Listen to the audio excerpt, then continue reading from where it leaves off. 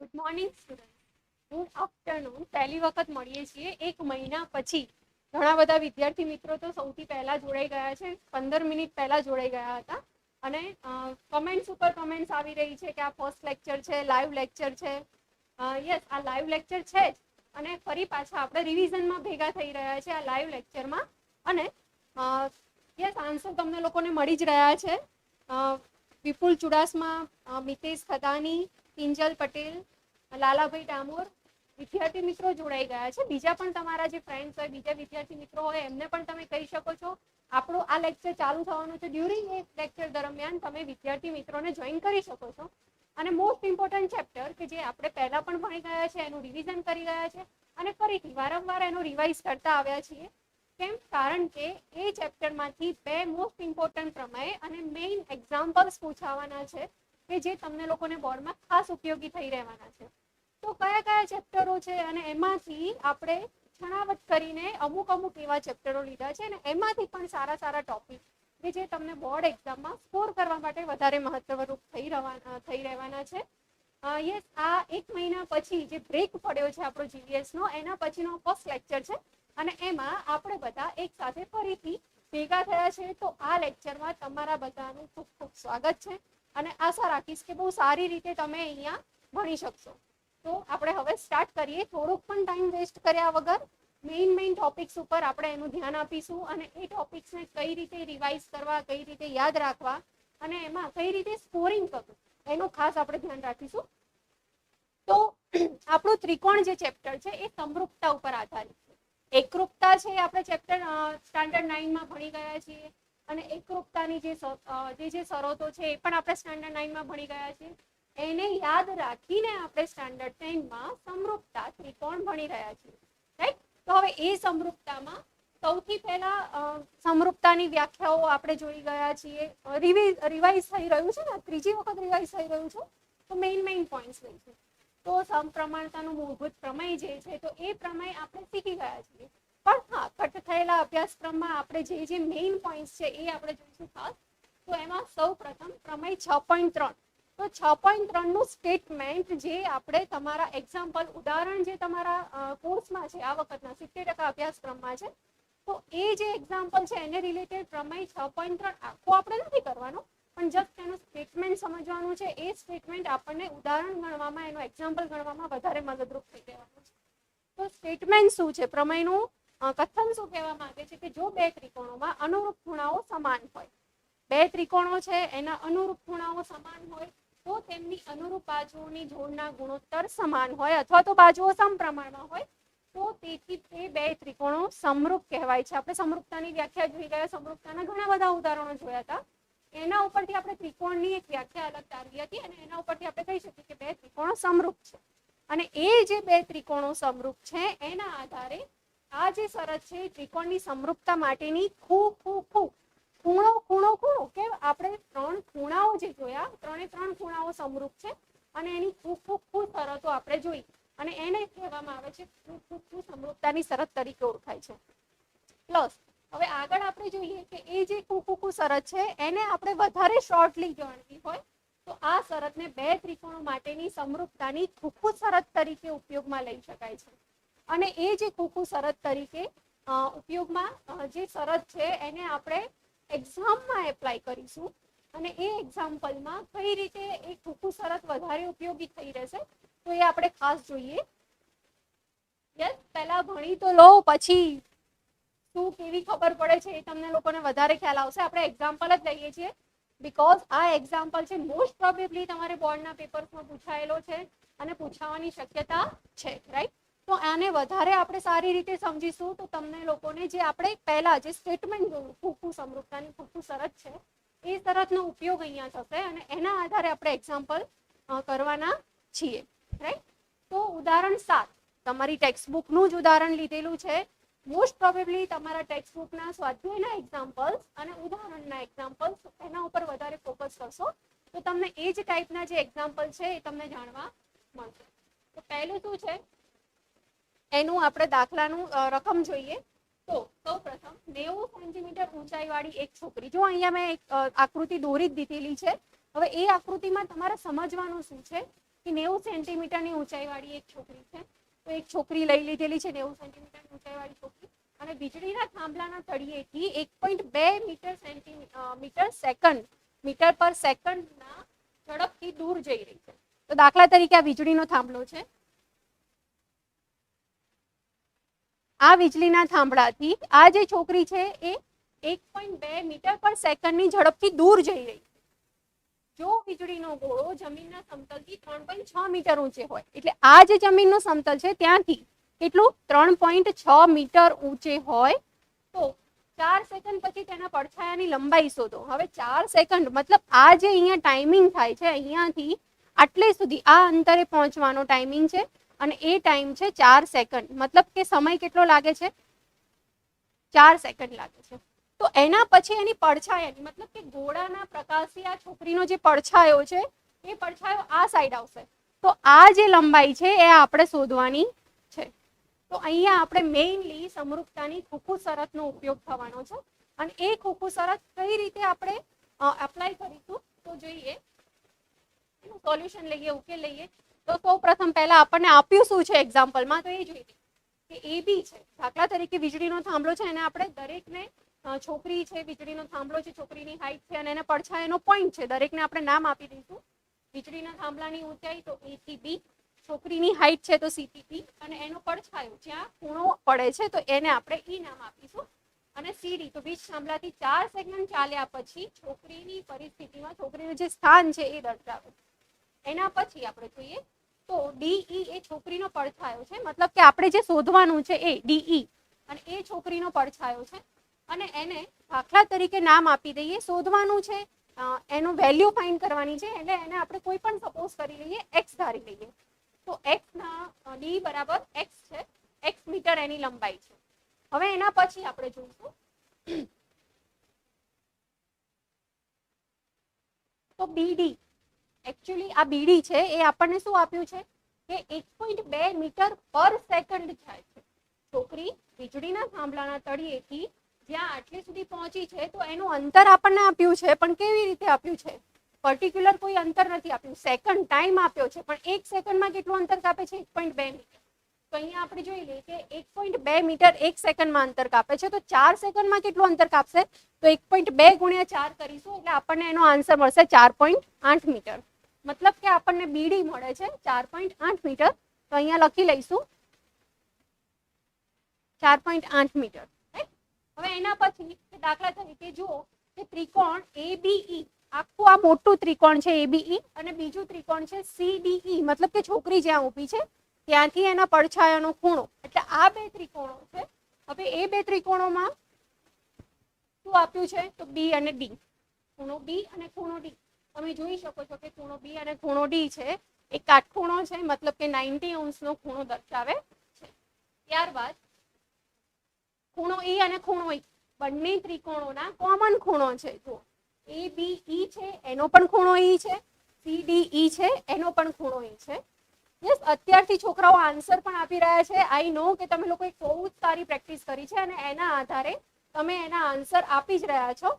તેમ છતાં આપણે ફરીથી એને રિવાઇઝ કરી લઈએ છીએ. તો આ જે બે ખૂણા છે એ બંને ખૂણા સરખા છે, B અને D ખૂણો પણ સરખો છે, ખૂણો E સરખો છે. તો આપણે પહેલા સ્ટાર્ટિંગ એક્ઝામ્પલ સ્ટાર્ટ કર્યો એના પહેલા જ આપણે શરત જોઈ. કઈ શરત જોઈ? ખોખુ સમરૂપતાની શરત. તો એ ખોખુ સમરૂપતાની શરતના આધારે આ જે ખૂણો ત્રિકોણ છે ABE અને CD એ કેવો છે? સમરૂપ ત્રિકોણો છે. અને એ સમરૂપ ત્રિકોણોને આપણે કઈ રીતે દર્શાવી શકીએ છીએ?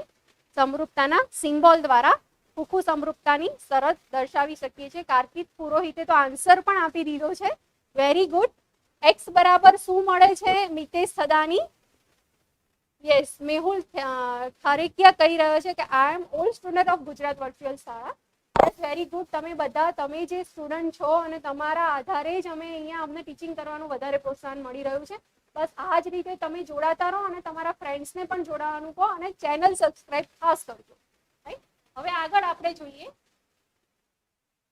એના પછી દાખલા તરીકે જો આપણને બે ત્રિકોણો સમરૂપ છે તો એના આધારે આપણે એ પણ જોયું હતું કે સમરૂપતાની વ્યાખ્યા શું હતી કે ખૂણાઓ અનુરૂપ ખૂણાઓ એક સરખા હોય અને બાજુઓ કેવી હોય? સમપ્રમાણમાં. તો અહીંયા આપણને બે ત્રિકોણો કેવા મળ્યા છે?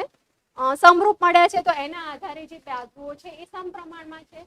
તો BE એને અનુરૂપ બાજુ DE અને બીજું છે AB એને અનુરૂપ બાજુ CD. તો આ રીતે આપણે બે બાજુઓને સમપ્રમાણમાં લખી શકીએ છીએ. તો એના પછી આપણે અહીંયા DE ને x ધારી લીધા તો શું મળશે DBE બરાબર તો 4.8 મતલબ કે આટલી એની અંતર છે 4.8 અને પ્લસ આટલું એનું અંતર છે x. તો 4.8 વત્તા x લખીશું. અને એ જ રીતે AB જે વીજળીનો થાંભલો છે એની હાઈટ આપણને છે આપી છે 3.6 મીટર. તો આ હાઈટ અને એની નીચેની લંબાઈ DE છે એ તો ઓબ્વિયસ છે કે આપણે શોધવાનું છે અને એને આપણે એઝ્યુમ કર્યો છે x તરીકે. અને 0.9 ચલો અહીંયા 90 સેન્ટીમીટર છોકરીની હાઈટ આપી હતી પણ અહીંયા દરેકે દરેક કિંમત આપણને મીટરમાં આપી છે. તો મીટરમાં આપી છે તો 90 સેન્ટીમીટર બરાબર કેટલા મીટર થાય તો એના આધારે આપણે કહી શકીએ કે 0.9 મીટર થાય. તો આટલું આપણને સમરૂપ બાજુઓની સમરૂપતા જોઈ અને એમાં આપણે કિંમતો મૂકી. તો એના આધારે હવે જસ્ટ સાદુરૂપ આપવાનું છે અને આ સાદુરૂપના આધારે આપણે કેલ્ક્યુલેશન કરવાનું છે. તો જોઈએ આગળ કેલ્ક્યુલેશન. તો અહીંયા જે x છે હવે જો અહીંયા 3.6 પોઈન્ટ અને 0.9 તો 9 ચોક 36 થશે એટલે 4 આવી જશે અને આ જે x છે ક્રોસ મલ્ટીપ્લિકેશન થઈ જશે. યસ જો હેતલ ઠાકોરે જવાબ પણ આપી દીધો છે કે 90/100 યસ સેન્ટીમીટર ને મીટરમાં ફેરવવું હોય તો 90/100 એટલે 0.9 મીટર થાય. તો આ છોકરીની હાઈટ મીટરમાં દર્શાવે છે. હવે અહીંયા 3.6 upon 0.9 મતલબ શું થશે 0.9 ગુણ્યા 4 કરીશું એટલે આપણને આન્સર મળશે 3.6 અને એ આન્સર 4 અહીંયા આવશે અને 4 અહીંયા x છે એ ક્રોસ મલ્ટીપ્લિકેશન થશે તો 4.8 plus x equal to 4x મળશે. નેક્સ્ટ જોઈએ તો 4x માંથી એક x માઇનસ થાય તો 3x મળે છે અને 4 8 મળે છે. હવે અહીંયા તમારે તમારા ટેબલ્સનો ઉપયોગ કરવાનો છે. યસ સરસ ઈશિકા સેમ મિતેશ બધાએ આન્સર આપી દીધો છે. 16 * 48 થાય અને 4.8 લેવા હોય તો 1.6 into 3 કરીશું તો આપણને 4.8 આન્સર મળશે. તો અહીંયા લાસ્ટ આપણો જે આન્સર છે x બરાબર 1.6 મળે છે. મતલબ કે આ જે છોકરી છે એનો વીજળીનો જે થાંભલો છે એના ઉપર જે બલ્બ છે એના દ્વારા મળતો પડછાયાની જે લંબાઈ છે એ આપણને કેટલી મળે છે 1.6 મળે છે. હવે આ આપણને આન્સર મળી ગયો. તો છેલ્લે કન્ક્લુઝનમાં શું લેવાનું છે યસ કિંજલ આ આપણો ફર્સ્ટ લેક્ચર છે. 1 મહિનાનો જે ગેપ લીધો હતો એના પછીનો. હવે આપણે અહીંયા ભણવામાં ધ્યાન આપીશું. તો આ જે તમારો ફર્સ્ટ લેક્ચર છે એ બોર્ડમાં તમને ફર્સ્ટ એક્ઝામ્પલ કરવામાં કે પ્રમેય લખવામાં મદદરૂપ થશે રાઈટ. એટલે યસ પીસ રેડ કહી રહ્યા છે કે પડછાયાની લંબાઈ 1.6 મીટર છે. તો એનો છેલ્લે કન્ક્લુઝન ખાસ લખવાનું ધ્યાનમાં રાખવાનું છે કે જ્યારે આપણે કોઈ એક્ઝામ્પલ લખીએ છીએ તો એક્ઝામ્પલ એની કેલ્ક્યુલેશન થઈ જાય છે આન્સર આવી જાય છે તો પછી એને શું માંગ્યું છે ક્વેશ્ચનમાં શું માંગ્યું છે તો એના રિલેટેડ એક આન્સર લખવાનો હોય છે. તો એ આન્સર આપણે શું લખવાનું કે 4 સેકન્ડ ચાલ્યા પછી છોકરીનો પડછાયો 1.6 મીટર લાંબો હોય. તો આ આપણો પરફેક્ટ એક્ઝામ્પલ કમ્પ્લીટ થયો રાઈટ. એટલે ફર્સ્ટ સેન્ટેન્સથી લઈને લાસ્ટ સેન્ટેન્સ સુધીનું દરેક એક્ઝામ્પલ તમારે દરેક સ્ટેપ ખાસ ધ્યાનમાં રાખીને લખવાનું છે. એક પણ સ્ટેપ મિસ નથી કરવાના કારણ કે સ્ટેપ બાય સ્ટેપના પણ માર્ક્સ અહીંયા કેલ્ક્યુલેશન કરવાના હોય છે. આકૃતિ ખાસ દોરવાની હોય છે. મેહુલ થારેકિયા કહી રહ્યો છે કે આ ચેપ્ટરમાં 2 જ પ્રમેય પૂછાશે ને મેમ 2 જ પ્રમેય છે અને એ સાબિતી સાથેના છે. બીજા જે પ્રમેય આપેલા છે તો એ જે શરતો આપી છે જેમ આપણે અહીંયા પ્રમેય 6.3 નો ઉપયોગ કર્યો ને તો એ પ્રમેય 6.3 નો ઉપયોગ ક્યાં આપણને યુઝ થયો તો અહીંયા ઉદાહરણ નંબર 7માં. હવે એ જે ઉદાહરણ 7માં આપણને ઉપયોગ થયો તો ત્યાં સુખુ સમરૂપતાની શરત તરીકે એનો આપણે ઉપયોગ કર્યો છે રાઈટ. તો આ રીતે બીજા જે પણ પ્રમેયો આપેલા છે સમપ્રમાણતાનો મૂળભૂત પ્રમેય છે તો આ બધા પ્રમેયો જે છે ને તો એના સ્ટેટમેન્ટ એ ખાસ તમારે સમજવાના છે કારણ કે એને રિલેટેડ એક્ઝામ્પલ પૂછાશે એની સાબિતી નહીં પૂછાય. સાબિતી ફક્ત ને ફક્ત 2 જ પ્રમેયની પૂછાશે ને એ પણ આપણે જોવાના જ છીએ અત્યારે જ રાઈટ. તો એ જે પ્રમેયો છે એના સ્ટેટમેન્ટ ખાસ સમજીને ધ્યાનમાં રાખવાના છે અને 6.6 અને બીજો 6.8 આ 2 પ્રમેયો આપણે સાબિતી સાથે જોવાના છીએ રાઈટ. ચલો તો હવે નેક્સ્ટ જોઈશું જે પ્રમેયની વાત કરી હતી તો એ પ્રમેય ઉપર જ જઈએ. પ્રમેય 6.6 મોસ્ટ આઈએમપી પ્રમેય જે તમારા સેક્શન ડી માં 4 માર્ક્સમાં પૂછાવાના છે અને એમાં જો પરફેક્શન સાથે તમે આકૃતિ સાથે એ પ્રમેય લખેલા હશે, એના સ્ટેટમેન્ટ સાથે તમે તૈયાર કરેલા હશે તો 4 માંથી 4 માર્ક્સ તમને મળી જ જશે. રાઈટ? તો હવે આપણે એના સ્ટેટમેન્ટમાં જોઈએ. એકદમ ઈઝી છે તેમ છતાં મહત્વનો છે. તો સૌથી પહેલા બે સમરૂપ ત્રિકોણોના ક્ષેત્રફળ. હવે અહીંયા ક્ષેત્રફળ છે અને બાજુઓનો ગુણોત્તર છે. આ બે જ વસ્તુ ખાસ ધ્યાનમાં રાખવાની છે. સમરૂપતા, ક્ષેત્રફળ અને બાજુઓનો ગુણોત્તર. આ 3 પોઈન્ટ લઈને આપણે આખો પ્રમેય સાબિત કરવાના છીએ. તો સૌપ્રથમ શું કીધું છે કે બે સમરૂપ ત્રિકોણોના ક્ષેત્રફળનો ગુણોત્તર તેમની અનુરૂપ બાજુઓના ગુણોત્તરના વર્ગ બરાબર હોય છે. એમની અનુરૂપ બાજુઓ જે છે એના ગુણોત્તરના વર્ગ બરાબર હોય છે. તો સાબિતી બાજુ જઈએ તો બે ત્રિકોણો લઈ લીધા છે. બે ત્રિકોણો કેવા છે તો સમરૂપ છે. બાજુઓનો ગુણોત્તર અલગ અલગ હોય પણ ખૂણાઓ કેવા હોય? એક જ સરખા આપણને ખૂણાઓ જોવા મળે છે. રાઈટ? હવે આના આધારે સૌથી પહેલા પક્ષ જોઈશું. સ્ટેટમેન્ટ છે તો સ્ટેટમેન્ટમાં જ પક્ષ અને સાધ્ય આપણને મળી રહે છે. મેં તમને પહેલા પણ શીખવાડેલું હતું કે જ્યારે આપણને પ્રમેય પૂછ્યો હોય તો પ્રમેયમાંથી પક્ષ એટલે શું તો શું આપેલું છે અને સાધ્ય એટલે શું શું સાબિત કરવાનું છે. આ બે વસ્તુ ખાસ ધ્યાનમાં રાખવાની છે. તો સૌથી પહેલા આપણે પક્ષ જોઈ લઈએ. આપેલું શું છે તો એબીસી અને ત્રિકોણ પીક્યુઆર બંને કેવા છે? સમરૂપ છે. કેમ? તો બે સમરૂપ ત્રિકોણોના ક્ષેત્રફળ કીધું હતું ને, તો આપણને આપી જ દીધું છે કે બે સમરૂપ ત્રિકોણો ઓલરેડી છે, આપણને આપેલા છે. તો એ આપણી જોડે પક્ષ તરીકે એને લખીશું. તો બે સમરૂપ ત્રિકોણો તો કયા કયા? એબીસી લઈ લીધા, પીક્યુઆર લઈ લીધા.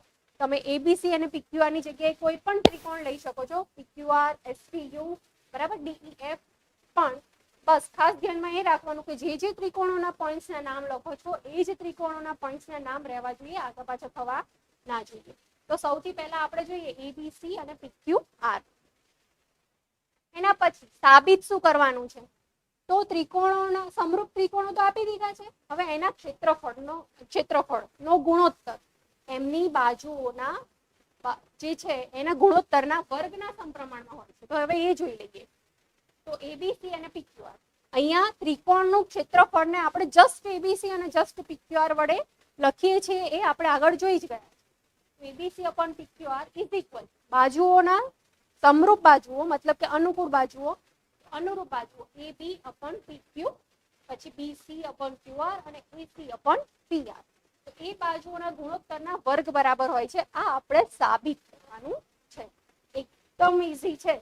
સૌથી પહેલા શું કીધું છે? ત્રિકોણોના ક્ષેત્રફળ. હવે આપણે સાબિતી ચાલુ કરીએ અને સાબિતીમાં ક્ષેત્રફળની શરૂઆત કરીશું.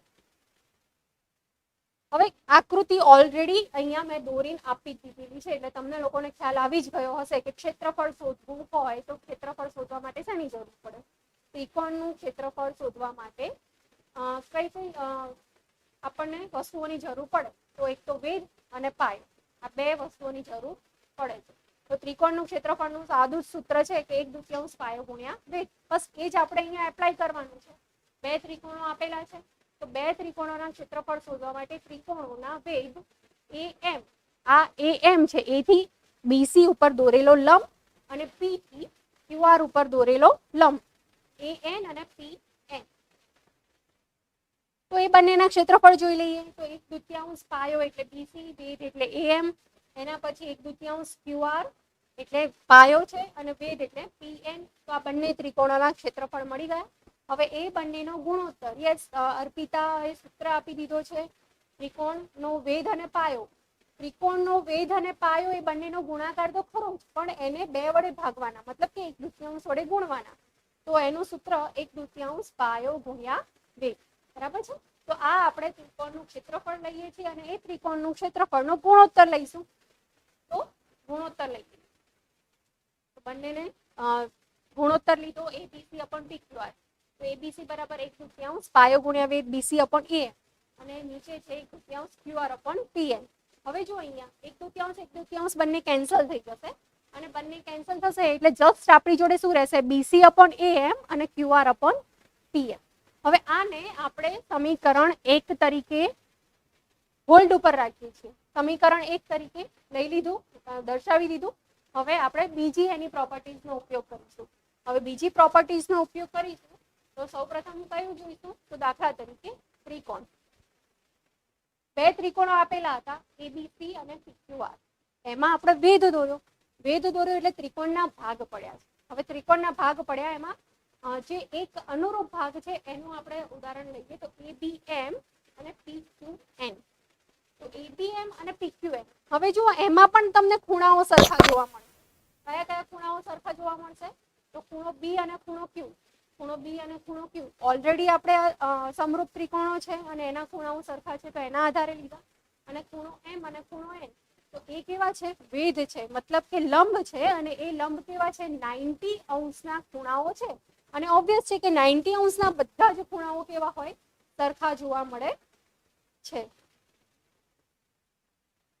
હા, 3 મિનિટ સોલ્યુશનના વિડીયો નથી મળતા. 3 મિનિટ સોલ્યુશનના વિડીયો છે જ ઓલરેડી અંદર જીવીએસમાં અને અત્યારે ડિસ્ક્રિપ્શનમાં મૂકી જ દીધા છે.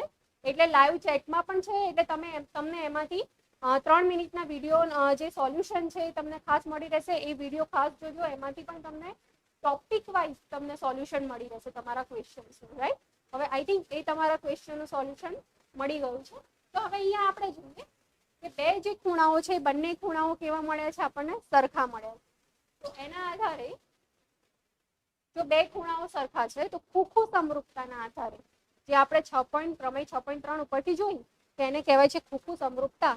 અને એ સમરૂપતાના આધારે આ જે બે ત્રિકોણો છે ત્રિકોણ એબીએમ અને ત્રિકોણ કયો ત્રિકોણ છે? ત્રિકોણ પીક્યુએન અને ત્રિકોણ એબીએમ. તો આ બંને ત્રિકોણો કેવા થાય છે? સમરૂપ થાય છે. હવે એ જો બે ત્રિકોણો સમરૂપ થાય છે તો એના આધારે એની અનુરૂપ બાજુઓનો ગુણોત્તર કેવો થશે? સરખો થશે. તો અનુરૂપ બાજુઓનો ગુણોત્તર કયો છે? તો એમ અપોન પીએમ. કયો? આ બાજુ અને આ બાજુ બંને બાજુઓ સરખી જ છે. ઓબ્વિયસ છે. કેમ? કારણ કે લંબ છે અને એકરૂપ સમરૂપ બાજુઓનો ગુણોત્તર. એના પછી એબી અપોન પીક્યુ. એબી અપોન પીક્યુ તો આ બંને બાજુઓનો ગુણોત્તર પણ સરખો થાય છે. તો આને આપણે આપી દઈએ છીએ સમીકરણ 2. એના પછી નેક્સ્ટ જોઈએ કે એબીસી અને ત્રિકોણ પીક્યુઆર એ ઓલરેડી આપણને આપેલા જ છે પક્ષમાં કે બંને ત્રિકોણો કેવા છે? બંને ત્રિકોણો સમરૂપ આપેલા છે. હવે એ જો બંને ત્રિકોણો સમરૂપ આપેલા છે તો એના આધારે તો એની ત્રણેય બાજુઓનો ગુણોત્તર કેવો થશે? ત્રણેય બાજુઓનો ગુણોત્તર આપણને સરખો જોવા મળે છે. તો આને આપણે આપી દઈશું ઇક્વેશન નંબર 3. હવે જો આપણને 1, 2 અને 3 આના ઉપરથી તમે એ જોઈ શકો છો કે BC upon QR. BC upon QR આટલામાં ક્યાંય દેખાય છે? તો યસ, અહીંયા દેખાય છે. જુઓ, બીસી અપોન ક્યુઆર. તો બીસી અપોન ક્યુઆર એની જગ્યાએ આપણે લખી શકીએ છીએ એબી અપોન પીક્યુ. કેમ? કારણ કે આ ત્રણેય ખૂણાઓ સરખા છે. તો બીસી અપોન ક્યુઆર બરાબર સી એસી અપોન આરસી પણ લખી શકાય, એબી અપોન પીક્યુ પણ લખી શકાય. તો અહીંયા બીસી અપોન ક્યુઆર ની જગ્યાએ આપણે એબી અપોન પીક્યુ લખીશું. અને એએન અને પીએન તો આ બંને વેધ. તો અહીંયા આપણને એ પણ મળી ગયું છે ને. એમ અપોન પીએન ની જગ્યાએ આપણે એબી અપોન પીક્યુ લખી શકીએ છીએ. તો નેક્સ્ટ જોઈ લઈએ આપણે સમીકરણ 1 અને 3 પરથી એબી અપોન પીક્યુ જે બીસી અપોન ક્યુઆર હતો એની જગ્યાએ આપણે શું લખ્યું? એબી અપોન પીક્યુ. અને નેક્સ્ટ એમ અપોન પીએન બરાબર એબી અપોન પીક્યુ સમીકરણ 2 ઉપર.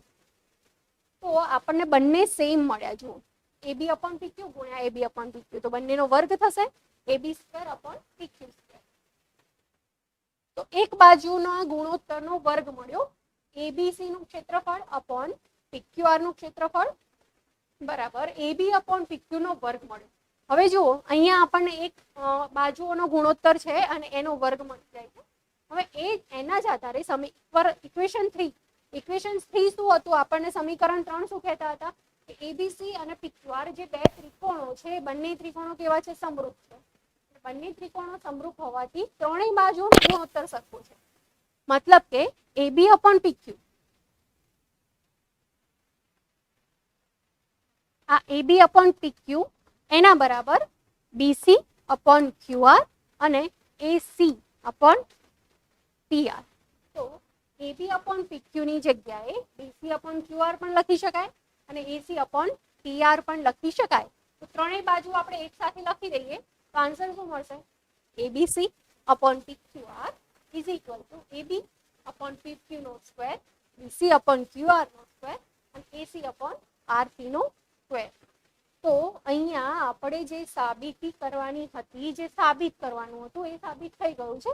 એકદમ ઈઝી પ્રમેયની સાબિતી કઈ હતી? તો સમરૂપ ત્રિકોણો આપેલા છે અને એ સમરૂપ ત્રિકોણોના ક્ષેત્રફળનો ગુણોત્તર લઈએ છીએ તો એ ગુણોત્તર એની અનુરૂપ બાજુઓના ગુણોત્તરના વર્ગ બરાબર આપણને જોવા મળે છે. રાઈટ? તો બે પ્રમેયમાંથી એક મોસ્ટ આઈએમપી પ્રમેય ઓવર થયો. આઈ હોપ તમને લોકોને પહેલા પણ શીખી ગયા છો, બીજી વખત રિવાઇઝ થઈ ગયું અને થર્ડ ટાઈમ. હવે તો તમને ભૂલાવવો જ ના જોઈએ આ પ્રમેય. અને પાક્કું જ છે કે સેક્શન ડી માં બે માંથી ગમે તે એક પ્રમેય પૂછવાનો જ છે. જો તમને મોસ્ટ જે ચેપ્ટરો છે તેમાં રચનામાં પણ આ વખતે આપણને બે જ આપેલી છે, બીજી બધી તમારા કોર્સમાંથી કેન્સલ થઈ ગઈ છે. તો બે કઈ કઈ છે? એક તો રેખાખંડનું વિભાજન અને બીજું છે વર્તુળનો સ્પર્શક. આ બે માંથી ગમે તે એક રચના પૂછવાની છે, બે માંથી ગમે તે એક પ્રમેય પૂછવાનો છે. ચેપ્ટર નંબર 14 તો એ આંકડાશાસ્ત્ર આપણને આપેલું છે. તો આંકડાશાસ્ત્રમાં પણ મધ્યક, મધ્યસ્થ અને બહુલક આ ત્રણ માંથી ગમે તે બે દાખલા પૂછવાના. પછી વર્તુળનો ઘનફળ અને ક્ષેત્રફળ, પૃષ્ઠફળ અને ઘનફળ એમાંથી પણ પૂછાશે ત્રિકોણમિતિ. તો આ બધા ચેપ્ટરો ખાસ તમારે ધ્યાનમાં રાખવાના કે જે મેક્સિમમ માર્ક તમને સારી રીતે ઇઝીલી તમને મળી શકે અને તમે સારી રીતે કવર અપ કરી શકો. રાઈટ? હવે આપણે આગળ વધીશું.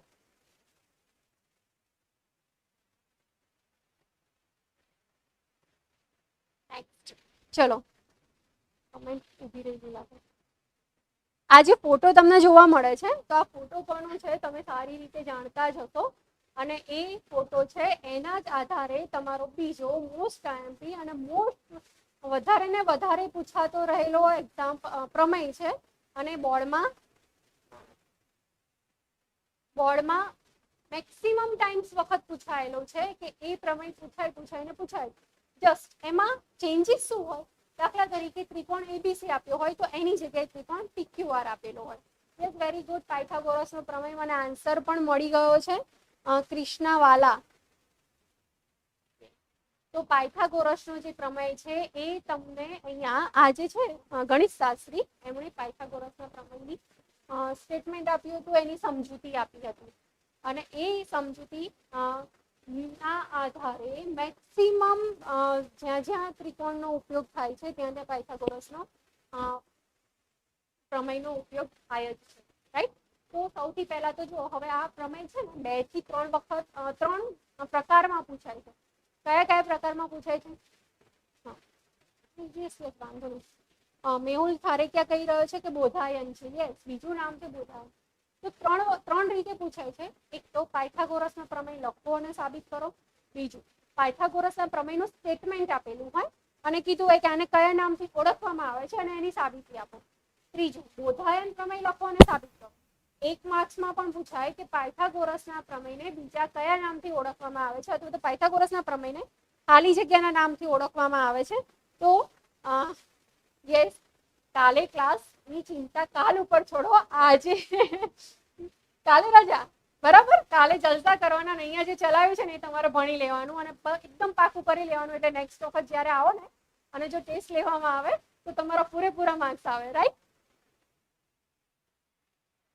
યસ, જો તમે ડેલી આવશો તો હું ડેલી લાઈવ આવીશ. બરાબર છે? અત્યારે હવે આપણે બહુ દૂર સુધી નથી વિચારવું. આપણે અત્યારે જે લાઈવ ક્લાસ ચાલી રહ્યો છે એનું આપણે ખાસ ધ્યાનમાં રાખીશું. પાયથાગોરસનો પ્રમેય આવડે છે તો ફરીથી આપણે એને રિવાઇઝ કરીશું. તમને લોકોને જે 70% કોર્સ તમારા કોર્સમાં છે અને 30% જે કટ થયેલો છે એની PDF તમને આ લાઈવ લેક્ચર પૂરો થાય પછી અહીંયાથી હું આપી દઈશ અને તમને મળી જશે ડિસ્ક્રિપ્શન બોક્સમાં. રાઈટ? એટલે તમે એની ચિંતા ના કરશો. જે પણ મેથ્સ અને સાયન્સ બંનેમાં પણ જે 70% કોર્સ છે તમારા આ વખતના બોર્ડના એક્ઝામમાં એની PDF તમને લોકોને મળી જશે. રાઈટ? તો અત્યારે આપણે ફરીથી રિવાઇઝ કરીએ પાયથાગોરસનો પ્રમેય. એનું સ્ટેટમેન્ટ સૌથી પહેલા જોઈ લઈએ કે જો કાટકોણ ત્રિકોણમાં કર્ણનો વર્ગ બાકીની બે બાજુઓના વર્ગોના સરવાળા જેટલો હોય. હવે જો કાટકોણ ત્રિકોણ હોય એમાં કર્ણનો જે વર્ગ છે તે બાકીની બે બાજુઓના વર્ગોના સરવાળા જેટલો હોય છે. બહુ જ નાનું એવું સ્ટેટમેન્ટ છે અને આ નાનું એવું સ્ટેટમેન્ટ અને એની સાબિતી તમને 4 માર્ક્સ અપાવવામાં ખૂબ જ મદદરૂપ થઈ રહેશે. યસ, મૌર્ય સૌરભ કહી રહ્યો છે થેલ્સના વિદ્યાર્થી.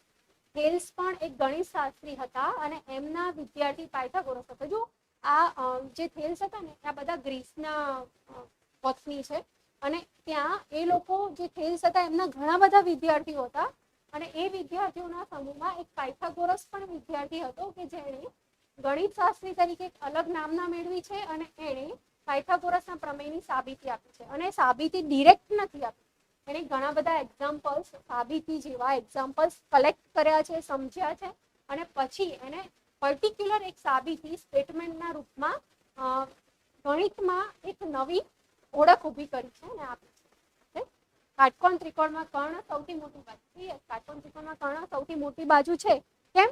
કારણ કે એની કાટખૂણો બનાવતી જે બે બાજુઓ છે, કઈ કઈ બે બાજુઓ? તો આ એબી અને બીસી. તો કાટખૂણો બનાવતી જે બે બાજુઓ છે એ બાજુઓના વર્ગોનો સરવાળો એ કર્ણના વર્ગ બરાબર થાય છે. એટલે ઓબ્વિયસ છે કે કાટકોણ ત્રિકોણમાં જે કર્ણ છે એ ત્રિકોણની સૌથી મોટી બાજુ આપણે કહી શકીએ છીએ.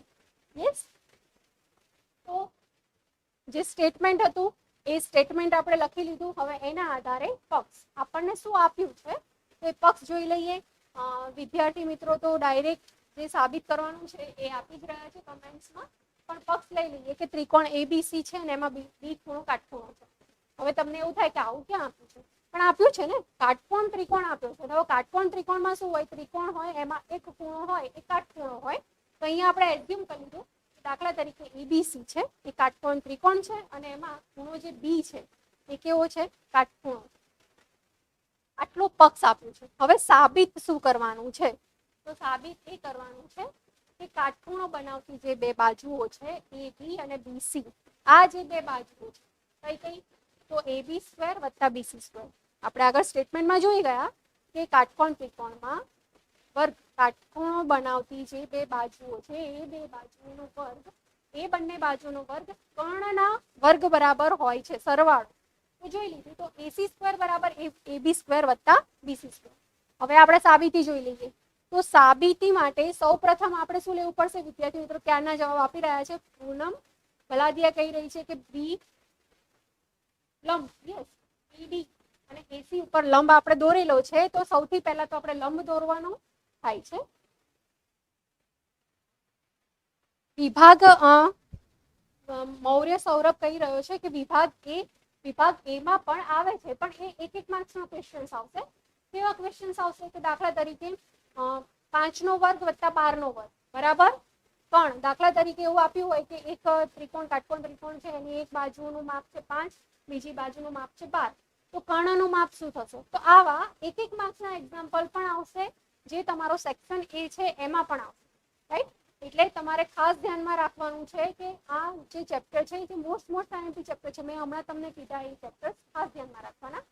એને તમે ટુ ધ પોઈન્ટ મોઢે કરશો એટલે તમારા જે મેઇન મોટા એક્ઝામ્પલ છે તો તમને આવડશે, પ્લસ એક માર્ક્સના પણ એક્ઝામ્પલ તમને આવડી જશે. રાઈટ? તો સૌથી પહેલા સાબિતીમાં શું લખ્યું? ત્રિકોણ એબીસીમાં બી ખૂણો છે એ કાટખૂણો. ત્યારબાદ હવે આ બીડી છે એ લંબ દોરી દઈએ છીએ, કર્ણ ઉપર લંબ દોરીએ છીએ તો એસી ઉપરનો લંબ છે બીડી. હવે એ લંબ દ્વારા આપણે એમ કહી શકીએ કે એડીબી કયું આવે છે? એ ડી અને બી. આ જે ત્રિકોણ છે એ પણ કાટખૂણો બન્યો. કેમ? કારણ કે આપણે લંબ દોરેલો છે અને લંબ દોરેલો છે એનો મતલબ કે આ છે જે ખૂણો બને છે એ આપણને 90 અંશનો ખૂણો બને છે. તો આ એક ત્રિકોણ આખો એબીડી એ કાટખૂણો છે અને સમરૂપ ત્રિકોણ એબીસી. હવે એબીસી તો એમાં બી ખૂણો પણ કાટખૂણો છે. તો જુઓ અહીંયા એડીબી અને એબીસી બે ખૂણા જે કાટખૂણા છે એના આધારે બે સમરૂપ ત્રિકોણો આપણને મળે છે. હવે નેક્સ્ટ જોઈએ તો જ્યારે બે ત્રિકોણો આપણને સમરૂપ મળે છે તો એ બે ત્રિકોણોના આધારે એમની બાજુઓ કેવી થશે? સમપ્રમાણમાં થશે. કેમ? કારણ કે સમરૂપતાની શરત છે કે જ્યારે બે ત્રિકોણો સમરૂપ હોય તો ખૂણાઓ કેવા હોય? સરખા હોય. ખૂણાઓ અનુરૂપ ખૂણાઓ સરખા હોય અને અનુરૂપ બાજુનો ગુણોત્તર કેવો હોય? સરખો હોય. આ બાજુઓ સમપ્રમાણમાં છે. કઈ કઈ બાજુઓ? તો એડી AD અને AB આ બે બાજુઓ સમપ્રમાણમાં છે અને AB અપોન AC. હવે આ AB અને AC આ બે બાજુઓ સમપ્રમાણમાં છે. છોકરાઓ એવું પૂછી રહ્યા છે કે આ ચેપ્ટરમાં ગુણભાર કેટલો છે, તો લગભગ 8 માર્ક્સનું આ ચેપ્ટરમાંથી પૂછાય છે. એટલે મોસ્ટ આઈએમપી ચેપ્ટરો છે. મેં તમને હમણાં જ કીધું કે ત્રિકોણ છે, રચના છે, પછી આંકડાશાસ્ત્ર, પૃષ્ઠફળ, ઘનફળ, આ બધા જે ચેપ્ટરો છે એના ઉપર તમારે ખાસ ભાર આપવાનો છે કે ત્રિકોણ, રચના, પૃષ્ઠફળ, ઘનફળ, આંકડાશાસ્ત્ર અને સંભાવના ખાસ ધ્યાનમાં રાખજો. એમાંથી એક પણ પોઈન્ટ કટ નથી થયો, ખાસ ધ્યાનમાં રાખજો. સંભાવનાના ચેપ્ટર્સના જે એક્ઝામ્પલ છે એ 2 માર્ક્સમાં પણ પૂછાશે, 3 માર્ક્સમાં પણ પૂછાશે અને 1 માર્ક્સમાં પણ પૂછાશે. એટલે આ જે ચેપ્ટરોના હું અત્યારે નામ લઈ રહી છું એ તમારે ચેપ્ટરો ખાસ રિવાઇઝ કરવાના છે. મેઇનલી ત્રિકોણ, રચના, આંકડાશાસ્ત્ર અને સંભાવનામાંથી એક પણ ટોપિક કેન્સલ નથી થયો. એટલે આખું ચેપ્ટર તમારા કોર્સમાં છે. એટલે તમારે ખાસ એને વધારે ને વધારે રિવાઇઝ કરવાનું છે, વધારે ને વધારે તમારે એને સમજવાનું છે કે જેના આધારે 1 માર્ક્સના ક્વેશ્ચન પૂછાય, 2 માર્ક્સના પૂછાય, 3 માર્ક્સના પૂછાય તો તમે એને સારી રીતે કવર અપ કરી શકો. રાઈટ? તો હવે નેક્સ્ટ જોઈએ. ત્રિકોણો સમરૂપ છે અને એના આધારે આપણે બાજુઓ સમપ્રમાણમાં છે એ જોયું. હવે બસ ક્રોસ મલ્ટિપ્લિકેશન કરવાનું છે જસ્ટ. તો શું આવશે? AD બરાબર આ AB આ બાજુ જતા રહેશે અને AC છે આ બાજુ આવતું રહેશે. તો AD ગુણ્યા AC, AD ગુણ્યા AC તો એના બરાબર AB નો વર્ગ મળે છે. સેમ એ જ રીતે આપણે બીજું જોઈએ. તો ત્રિકોણ BDC અને ABC. હવે બીજો ત્રિકોણ મળે છે.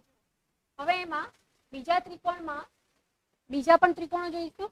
તો BDC, આ B, D અને C આ ત્રિકોણ અને ABC. તો આખો આપણો જે ત્રિકોણ છે એ તો ખરો જ, BDC અને ABC. તો આ બે ત્રિકોણો હવે આપણે સરખાઈએ છીએ. બંને ત્રિકોણો કેવા છે? સમરૂપ છે.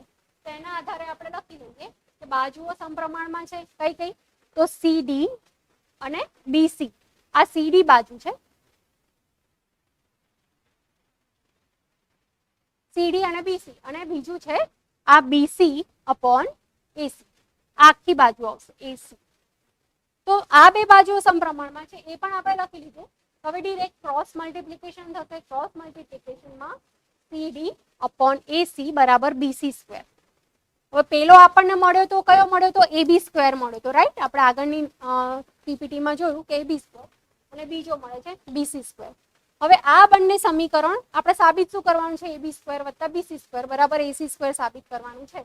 તો આ જે બંને સમીકરણો છે એકમાં AB સ્ક્વેર મળ્યા અને એકમાં BC સ્ક્વેર મળ્યા. તો આ બંનેનો સરવાળો કરીએ તો સમીકરણ 1 અને 2 નો સરવાળો કરતા શું મળે છે? તો AD ગુણ્યા AC પ્લસ CD ગુણ્યા AC બરાબર AB સ્ક્વેર વત્તા BC સ્ક્વેર. આ બંનેનો આપણે સરવાળો કર્યો છે. તો એના આધારે હવે જો અહીંયા આ બંનેમાંથી કોમન શું નીકળે છે? તો આ AC આપણને કોમન મળે છે. તો AC બહાર કાઢી લઈએ છીએ. તો અહીંયા શું મળશે? AD plus CD. તો અહીંયા જોઈ લઈએ આપણને આ AD અને CD. તો આ બંને અડધા અડધા જે છે બાજુઓ, તો એના આધારે આપણને એક આખી બાજુ મળે છે અને એ આખી બાજુ કઈ મળે છે? AC મળે છે. રાઈટ? તો AC તો છે જ ઓલરેડી અને અહીંયા બીજું છે AD પ્લસ CD. એના બરાબર પણ આપણને AC મળે છે. તો હવે પ્રોપર લખી લઈએ તો શું મળશે? AC ગુણ્યા AD પ્લસ CD ની જગ્યાએ AC અને AB સ્ક્વેર વત્તા BC સ્ક્વેર.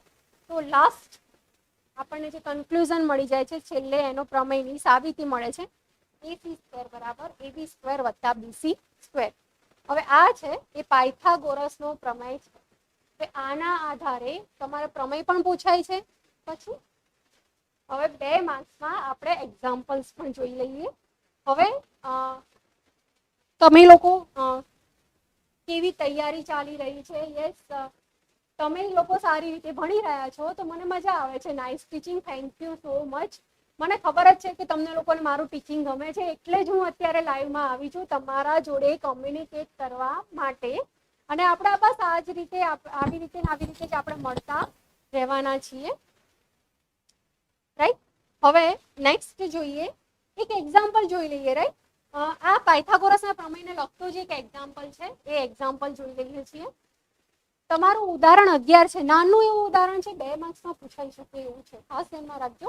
અને 2 માર્ક્સમાં પૂછાય અને જો તમને લોકોને કયો કિંજલ નાઈ કહી રહ્યો છે કે કયો એક્ઝામ્પલ તમારે શીખવો છે તો મને કમેન્ટ્સમાં પાસ કરો તો હું એક્ઝામ્પલ શીખવાડીશ. ત્યાં સુધી આપણે આ એક એક્ઝામ્પલ જોઈ લઈએ શાંતિથી. એક નિશાની દિવાલને અડેલી એ રીતે ગોઠવેલી છે. આ એક્ઝામ્પલ પણ આમ છે તો તેની નીચેનો છેડો દિવાલથી 2.5 મીટર દૂર છે. દિવાલથી કેટલો દૂર છે? 2.5 મીટર. અને ઉપરનો છેડો 6 મીટર ઊંચો છે. તો નિશાનીની લંબાઈ શોધવાની છે. આ જે લંબાઈ છે ને આ આપણે શોધવાની છે. નિશાનીની લંબાઈ શોધવાની છે. અમારું તો હજી સ્ટેન્ડ સ્ટાર્ટ થયું છે. ઓહો વેરી ગુડ. નવા વિદ્યાર્થીઓ આવી ગયા. હજી જૂના તો ગયા નથી, નવા વિદ્યાર્થીઓ આવી ગયા. સરસ, વેરી ગુડ. સાવિત્રી ચૌહાણ. ચલો હવે જીવીએસ માં નવા વિદ્યાર્થીઓની એન્ટ્રી થઈ રહી છે તો મતલબ તમે લોકો 9th માં જોડાયેલા હતા અમારી જોડે અને હવે 10th માં જોડાયા છો. 2 ચેપ્ટર ક્યારે રિવિઝન કરો? તમે લોકો જોડાતા રહો. આપણે બધા ચેપ્ટરો રિવિઝન કરવાના છે તમારા બોર્ડના એક્ઝામ આવે ત્યાં સુધીમાં. રાઈટ. આજે આપણે આ એક એક્ઝામ્પલ જોઈ લઈએ. હવે થોડોક જ ટાઈમ રહ્યો છે. આપણે ઘણી બધી વાતો પણ કરી લીધી છે. યસ, તમને મળી જશે તમારા દરેકે દરેક પ્રશ્નનો આન્સર.